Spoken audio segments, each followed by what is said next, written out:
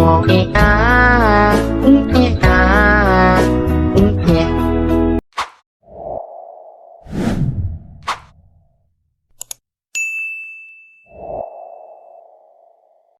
entah kenapa meskipun asap lorong tuh udah tebal kali Wak, alarm nih masih belum juga nyala-nyala. Hai Assalamualaikum warahmatullahi wabarakatuh. Terima kasih sudah klik video ini. Gimana kabar kalian Wae? Semoga dimanapun kalian berada, kalian semua selalu dalam kondisi yang baik, sehat dan juga selamat ya. Amin ya rabbal alamin. Kalau ada dari kalian yang mungkin sekarang lagi menginap di luar rumah, mungkin lagi di hotel atau mungkin lagi camping nih, jangan lupa untuk selalu berhati-hati dan memperhatikan faktor keamanan di tempat kalian menginap nih Wak ya. Kenapa?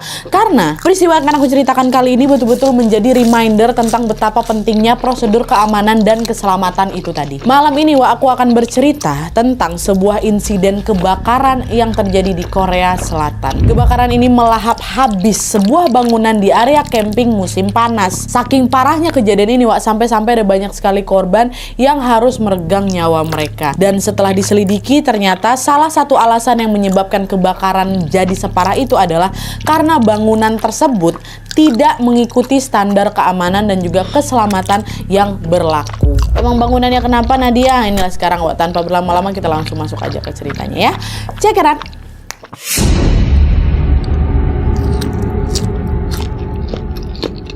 Oke Wak, jadi insiden yang akan aku ceritakan ini terjadi di sebuah acara field trip atau kegiatan belajar di luar kelas yang diadakan di Korea Selatan. Nah, sedikit tambahan informasi aja, jadi kegiatan field trip ini merupakan bagian dari kurikulum pendidikan di Korea Selatan Wak. Sekolah-sekolah di sana itu sering sekali mengadakan field trip karena kegiatan ini cukup efektif untuk meningkatkan pelajaran dan juga pengalaman siswa-siswanya. Para siswa pun happy kali Wak kalau setiap kali ada trip atau agenda field trip ini sebenarnya. Dan para orang tua juga tidak merasa keberatan melepas anak-anaknya untuk mengikuti rangkaian field trip. Nah, pada tahun 1999 Wak, ada satu acara field trip yang diadakan di sebuah camp perkemahan musim panas bernama Silent Summer Yacht Camp di Hwasong, Korea Selatan Wak. Jadi field trip inilah yang akan aku ceritakan ini ya. Acara itu diikuti oleh 550 peserta dengan rincian guru dan staf berjumlah 120 orang serta gabungan murid TK dan murid SD dari berbagai sekolah di Korea berjumlah 430 orang Wak, atau 430 anak. Peserta utama dalam kegiatan ini memang anak-anak Wak, dan rata-rata usia mereka tuh berkisar 4-7 tahun. Nah, field trip ini diadakan pada tanggal 29 sampai 30 Juni 1999. Jadi 2 hari 1 malam aja. Jadi nanti semua murid ini akan menginap di camp ya. Nah, untuk persiapan menginap Wak, sehari sebelum berangkat, para orang tua pun mulailah itu mempackingkan segala keperluan anak-anak mereka. Bahkan anak-anak itu juga tidak kalah excitednya nih. Mereka memilih sendiri mainan apa yang mau dibawa, baju mana yang mau dipakai selama field trip itu berlangsung. Nah, salah satu murid yang ikut dalam acara itu adalah seorang anak perempuan berusia 7 tahun bernama Sera. Ayahnya bilang kalau di H-1 sebelum acara itu dimulai, dengan semangat Sera ini menyiapkan piyama bertema Sailor Moon yang akan dia pakai untuk menginap nanti. Kata ayahnya Wak, piyama Sailor Moon ini adalah piyama favoritnya si Sera gitu. Dan ini salah satu ceritanya kan sebelum berangkat. Pokoknya mereka excited semua lah Wak. Begitu juga dengan teman-teman Sera yang lain. Dah, singkatnya berangkatlah itu Wak Sera beserta ratusan peserta lainnya menuju ke Silent Summer Yacht Camp tadi. Nah, sesampainya di lokasi Wak, anak-anak pun dibuat kagum tuh ketika melihat ada banyak sekali wahana permainan yang ada di sana. Area camp itu memang luas sekali Wak. Di dalamnya ada komedi putar, ada kolam renang, ada danau dan juga ada api unggun ya. Nah, di hari pertama kegiatan itu diisi dengan berbagai game yang sangat menyenangkan. Ada talent show juga atau penampilan untuk unjuk bakat lah gitu, dan juga permainan air di kolam renang. Lalu setelah capek ini bermainan seharian, pada malam harinya semua anak-anak pun diajak untuk menghangatkan diri di depan api unggun sambil menikmati makan malam dan juga berbagai snack yang sudah disiapkan. Semua kegiatan pada hari pertama itu atau di malam itu dijadwalkan untuk selesai maksimal jam 9 malam. Jadi memang nggak bisa terlalu larut Wak, karena kan semua pesertanya ini masih anak-anak ya kan, sehingga mereka juga harus segera istirahat dan tidur. Lalu nih, sesuai jadwal tepat jam 9 malam semua anak-anak itu udah langsung Wak diarahkan untuk tidur di dalam bangunan utama yang ada di area camp itu Wak. Nah, bangunan utama yang ada di camp itu merupakan bangunan 3 lantai dengan bentuk memanjang yang terdiri dari 26 ruangan bersekat di masing-masing lantai. Dan karena peserta yang ikut itu mencapai 430 anak, maksimal masing-masing ruangan itu pun hanya bisa diisi sekitar 15 orang Wak. Sedangkan ruangan lainnya itu nanti diisi sama guru, sama staf sekolah, sama panitia acara, dan juga untuk tempat penyimpanan logistik Dah lah disebar lah ini kan semua anak-anak untuk beristirahat. Dah tuh. Nah setelah semua anak-anak masuk ke ruangan tempat tidur mereka masing-masing, tidak butuh waktu yang lama Wak bagi mereka untuk bisa tertidur lelap. Dan setelah memastikan semua anak-anak itu sudah tidur, beberapa guru dan staf pun berkumpul Wak untuk meeting. Nah meeting itu dilakukan di luar bangunan tadi. Dan juga selama meeting berlangsung Wak, mereka ini juga sambil ngegrill daging gitulah, mereka minum soju gitulah. Mungkin mumpung anak-anak udah tidur nih, sekarang gantian guru-gurunya nih yang happy-happy, mungkin kayak gitu ya kan. Nah sampai di sini semua acara masih berjalan lancar Wak. Semua orang bergembira dan tidak sabar untuk melanjutkan acara di hari kedua, which is besok. Tapi sayangnya tidak ada yang tahu kalau pada malam itu akan terjadi tragedi mengerikan yang sebentar lagi menimpa mereka. Tragedi apa? Baru masuk.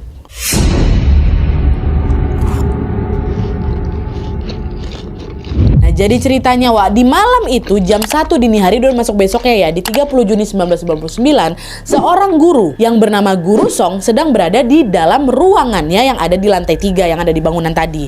Nah pada saat Song ini lagi mau tidur Wak, belum sempat dia memejamkan mata, tiba-tiba si Song ini mencium ada bau terbakar. Dan selain itu dia juga melihat ada asap putih tipis Wak yang masuk ke dalam ruangannya. Karena takut terjadi sesuatu, si Song ini langsunglah keluar ruangan kan untuk memeriksa keadaan sekitar. Lalu tepat ketika dia membuka pintu kamarnya itu Wak, dia semakin kaget lagi karena dia melihat ada gumpalan asap putih yang sangat tebal memenuhi itu lorong lantai 3 tuh. Song pun langsung sadar di sini kalau ini pasti kebakaran nih. Ya Tuhan, dari mana nih sumber asap ini? Aku memang nggak ngeliat api sih, tapi kalau udah asapnya sebanyak ini pasti nih kebakaran di salah satu ruangan yang di lantai 3 nih, kata gitu kan. Dahlah dengan panik si Song ini pun berlari lah Wak mencari alarm kebakaran. Nah seperti yang kita tahu biasanya kan kalau memang udah muncul kepulan asap apalagi sebanyak itu, alarm kebakaran ini kan akan menangkap sensor itu kan Wak, dan akan otomatis menyala ya kan. Tapi entah kenapa meskipun asap lorong tuh udah tebal kali Wak, alarm ini masih belum juga nyala-nyala. Nah Song ini pun akhirnya berencana untuk menyalakan si alarm itu secara manual. Tapi ketika si Song itu menemukan keberadaan alarm kebakaran nih, Song makin panik lagi gara-gara ternyata alarm yang bisa di setel manual itu rusak. Tak kenapa alarm itu nggak bisa nyala gitu loh Wak. Akhirnya yang bisa Song lakukan pada saat itu adalah berteriak sekencang mungkin untuk memberikan peringatan kalau udah ada kebakaran kayak gitu kan. Nah Song pun berlari lah itu kan menghampiri satu persatu ruangan yang ada di lantai 3 itu.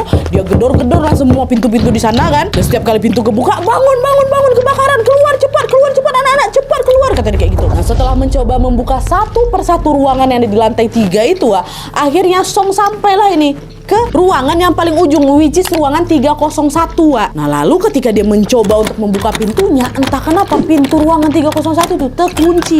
Padahal di dalam 301 itu Wak, ada 19 anak yang lagi tidur. Dan dari celah pintu ruangan 301 itu Wak, Song juga melihat ada kepulan asap berwarna hitam.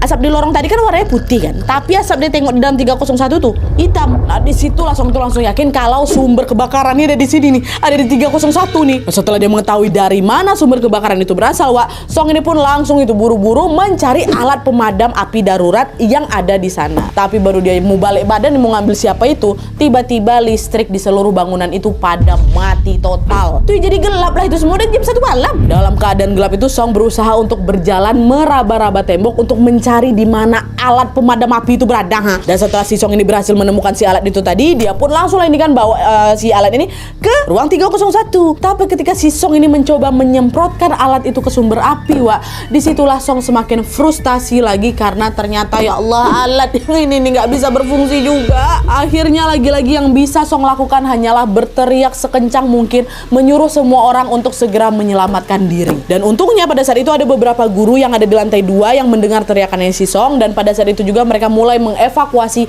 anak-anak yang ada di lantai 2. Dan bersama dengan itu Song ini juga mendengar anak-anak di lantai 3 tuh udah pada nangis semua, udah pada teriak-teriak panik juga semua, mereka kan minta tolong semuanya. Lalu dengan kepulan asap yang semakin menebal Wak, Song ini juga berusaha mengevakuasi sebanyak mungkin anak-anak yang ada di lantai 3. Itu kan banyak ruangannya kan, ya udahlah yang mana dulu bisa selamatkan gitu. Beberapa guru yang ada di lantai 3 juga ikut membantu proses evakuasi ini, tapi belum sempat mereka semua keluar dari sana Wak, tiba-tiba sebuah ledakan yang sangat besar pun terjadi, Wak. Beberapa saksi bilang kalau pada saat itu mereka ini melihat macam ada petir gitu loh, petir yang menyambar ke bangunan mereka ini, Wak.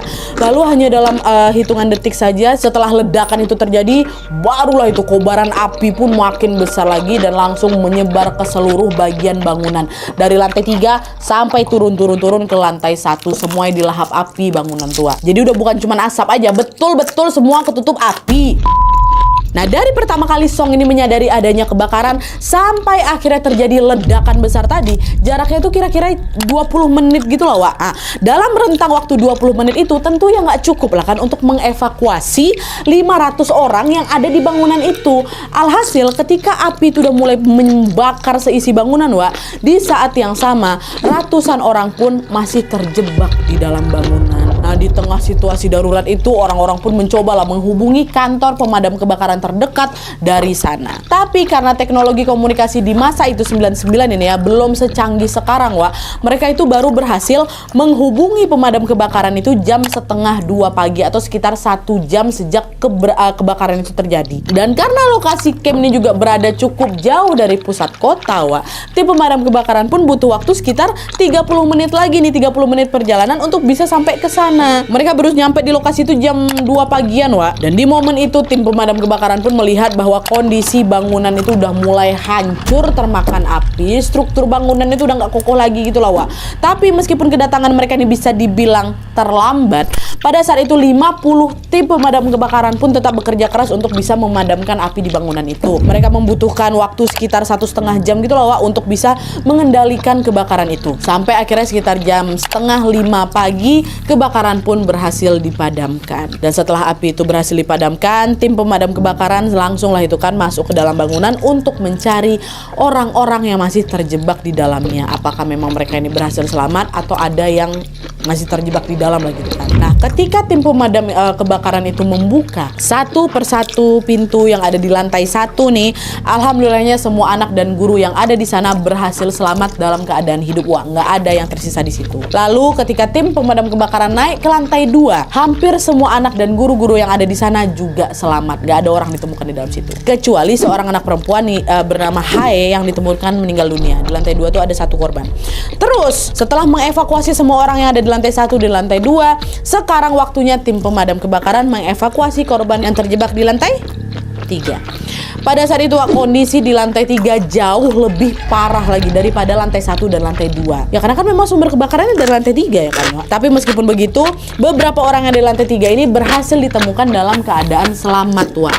Hanya saja ketika tim pemadam kebakaran itu membuka ruangan 301, which is ruangan yang jadi titik awal munculnya api, Wak. Disitulah mereka melihat pemandangan yang sangat-sangat memilukan, di mana 19 anak yang berada di ruangan itu semuanya terbakar, meninggal dunia. Kebanyakan dari mereka tertumpuk-tumpuk di dekat area jendela, Wak. Seperti yang udah aku bilang tadi, pada saat kebakaran kan entah kenapa pintu 301 ini kan tiba-tiba terkunci kan. Mungkin itulah yang menyebabkan anak-anak itu semua berkumpulnya di sekitar jendela, Wak. Karena ya Allah, mereka mau menyelamatkan diri mereka lewat jendela itu. Tapi naasnya bukannya berhasil, justru di titik itu mereka semua terbakar hidup-hidup. Ya Allah. Pada saat ditemukan, Wak, jasad 19 anak ini sudah tidak bisa dikenali lagi. Banyak dari mereka yang jasadnya itu udah nggak utuh, udah terbakar, udah jadi abu, dan mohon maaf hanya menyisakan tulang belulang aja. Ya Allah, astagfirullahaladzim. Astagfirullahaladzim. Dan selain 19 korban di ruangan 301 itu, Wak, pada saat itu tim pemadam kebakaran juga menemukan ada 4 guru yang meninggal di tempat pada saat mereka ini mencoba menyelamatkan murid-muridnya. Dan jika ditotal semuanya, itu berarti korban yang meninggal dalam insiden kebakaran ini berjumlah 23 orang, 19 anak-anak dan 4 orang dewasa. Berita tentang kebakaran yang terjadi di Sealand Summer Camp ini, Wak, dengan cepat langsung tersebar di media. Pagi itu para orang tua murid baru saja memulai aktivitas mereka di rumah masing-masing, dan awalnya mereka mengawali hari itu dengan perasaan yang sangat senang karena bentar lagi anak-anak kami mau pulang nih dari field trip itu kan. Bentar lagi aku mau jemput dia, kayak gitu loh kan, acaranya cuma 2 hari kan, besok langsung dijemput. Tapi kebahagiaan itu seketika sirna, musnah ketika para orang tua melihat berita tentang kebakaran di Silen Summer Camp yang ditayangkan di TV. Nah, pada hari itu juga ayahnya Sera, masih ingat kalian? Anak perempuan yang umurnya 7 tahun yang bawa piyama Sailor Moon tuh. Si ayah ini ternyata belum dengar kabar soal kebakaran itu di TV. Sampai akhirnya beberapa waktu kemudian ayahnya ini menerima telepon masuk dari salah satu kerabat mereka. Melalui sambungan telepon itu kerabat itu bilang, Pak, Sera lagi ikut field trip kan? Yang di Silen Summer Camp itu kan? Oh iya, dia lagi ikut di sana. Nanti siang Sera pulang. Ini aku mau jemput dia ke sana. Emangnya kenapa? Kata bapak Sera kayak gitu. Ya Tuhan, kau udah lihat berita di TV belum, Pak? Beritanya lagi rame. Katanya ada kebakaran besar, Pak, di Silen Summer Camp. Itulah, kata si kerabat ini. Nah, ketika mendengar informasi itu, ayahnya Sera pun langsung buru-buru menyalakan TV. Dia berharap semoga berita itu cuma hoax saja. Tapi tepat ketika TV itu menyala, ayahnya Sera harus menerima fakta pahit karena camp tempat anaknya mengikuti field trip ini ternyata betul-betulan udah terbakar habis. Dan yang paling membuat hatinya tergerus adalah berita di TV juga menayangkan daftar nama orang-orang yang menjadi korban dalam insiden kebakaran itu. Dan di dalam daftar itu ada nama anaknya, ada nama Sera, Sera termasuk salah satu korban yang meninggal di ruangan 301. Mana perasaan bapak itu ya? Setelah mendapatkan kabar berita tentang kematian anaknya, pada saat itu juga ayahnya Sera langsung berangkat menuju ke Silen Summer Camp. Dan sesampainya di sana, ayahnya Sera bertemu dengan ratusan orang tua murid lainnya yang juga datang untuk menjemput anak-anak mereka, Para anak-anak yang berhasil selamat ini langsung disambut dengan tangis haru oleh orang tua mereka. Tapi bagi orang tua yang anak-anaknya meninggal dalam insiden ini, mereka bahkan tidak kuat menahan tangis pada saat melihat kondisi bangunan yang sudah hangus terbakar.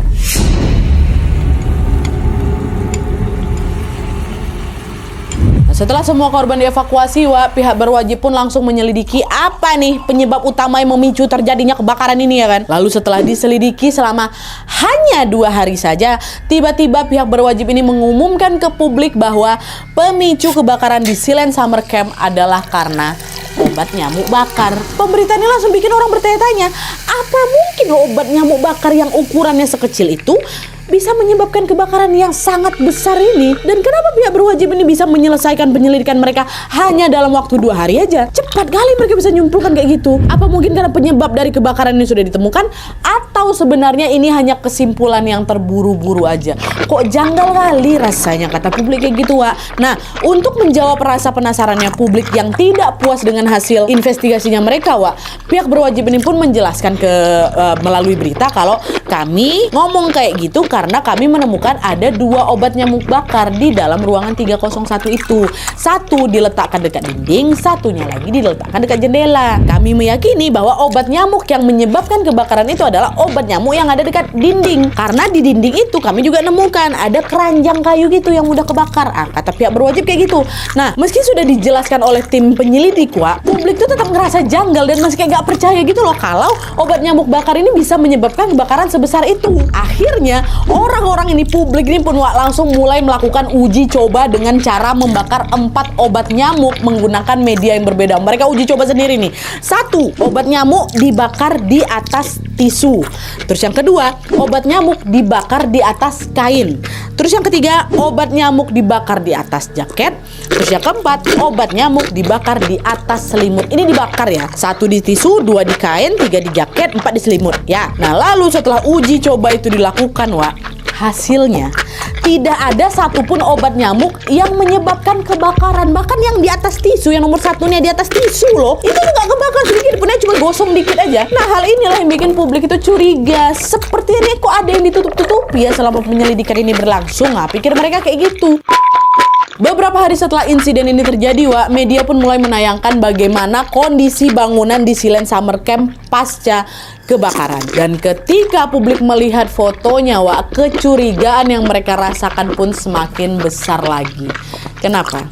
Coba kalian perhatikan foto ini baik-baik, Pasti kalian juga notice ada yang janggal di bangunan ini kan. Setelah bangunannya itu terbakar, orang-orang akhirnya tahu kalau bangunan di Silen Summer Camp itu ternyata tidak dibuat menggunakan tembok bata, melainkan hanya dari 54 kontainer kargo yang ditumpuk-tumpuk dan ditata jadi satu hingga bikin bentuk bangunan 3 lantai. Inilah badan kontainer itu dilapisi menggunakan kayu dan seng, lalu di bagian langit-langitnya cuman ditutup pakai styrofoam. Styrofoam. Semua material yang digunakan untuk menutup badan kontainer adalah material yang mudah terbakar. Dan dengan adanya temuan itu, pemilik Silen Summer Camp yang bernama Pak Jechun pun langsung dipanggil nih Wak untuk diinterogasikan. Mereka nanya, kenapa bangunan itu nggak dibuat menggunakan tembok bata? Ngapa malah kontainer yang jelas-jelas itu berbahaya? Ada 500 orang loh yang tidur di sana. Kok ini mikirin keselamatan mereka apa enggak sih? Kata si polisi kan. Nah, Pak J ini jawab, saya sengaja memang Pak pakai kontainer karena saya mau nekan budget. Memang harganya jauh lebih murah Pak daripada saya pakai tembok bata. Saya juga udah ngusulin kok hal ini ke Dewan Kota dan mereka juga setuju kok Pak. Saya mendirikan tempat itu bukan dengan cara ilegal ya Bapak-bapak. Saya nih masih nyimpen loh dokumen perizinannya, kata si Pak J. Nah, mana dokumennya, kata polisi lagi kan. Oke, saya bawain. Dah, Pak J datang lagi nih Wak dengan membawa semua dokumen perizinan yang dia punya. Dan setelah dokumen itu diperiksa satu persatu sama tim kepolisian Wak, ternyata dokumen itu memang asli, memang legal, jadi bukan dokumen palsu. Nah, menanggapi hal itu, pihak berwajib pun langsung memanggil 6 anggota Dewan Kota yang sudah membuat dan juga menandatangani dokumen perizinan ini. Akan panggil mereka semua ke sini. Harusnya kan nggak boleh kayak gini gitu kan.